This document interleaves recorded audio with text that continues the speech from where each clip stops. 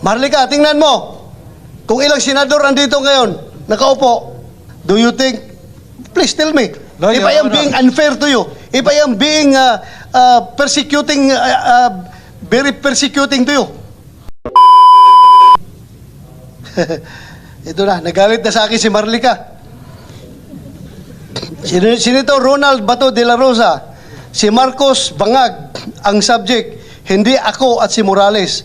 My God, magtatanong na ba ako na nabayaran ka ni Lisa? How irresponsible media personality. We are trying our best here to come up with the truth and nothing but the truth. Wala tayong pinapanigan. Ngayon, pati ako, tinitira na ni Marlica. Marlica, punta ka dito para pakinggan ka namin. Hindi yung gagamitin mo yung power of the media para siraan ako. Very responsible naman yan.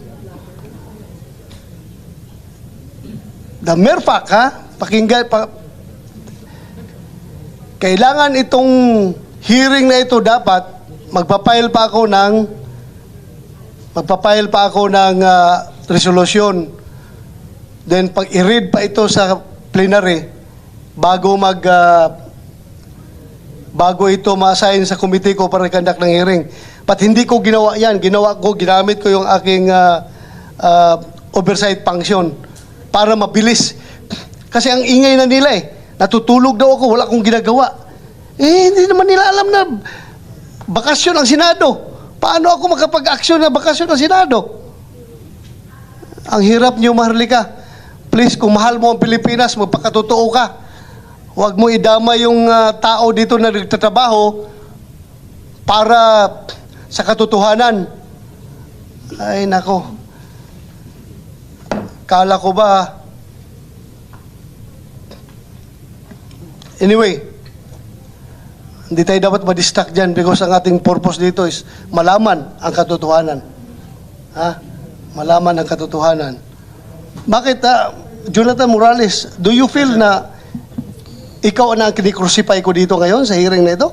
Do you think, please tell me, No, if Your I am Honor. being unfair to you, if I am being persecuting, very persecuting to you, please tell me. No, Your Honor. Ha? No, Your Honor. O bakit sinabi ni Marlica na gano'n daw ang ginagawa ko? Hindi ko po alam, Your Honor. Kilala mo ba si Marlica? Doon lang na-interview po, nung tinawagan po ako. Pero wala po akong personal relationship sa kanya.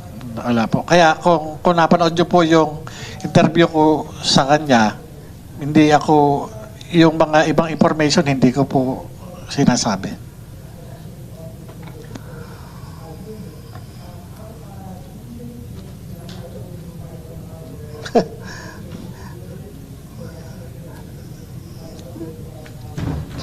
Marlica, tingnan mo. Kung ilang senador andito ngayon, nakaupo. Kung nakikinig ka ngayon, Marlica, sino lang ang senador andito ngayon, nag-hearing? Why? You ask yourself.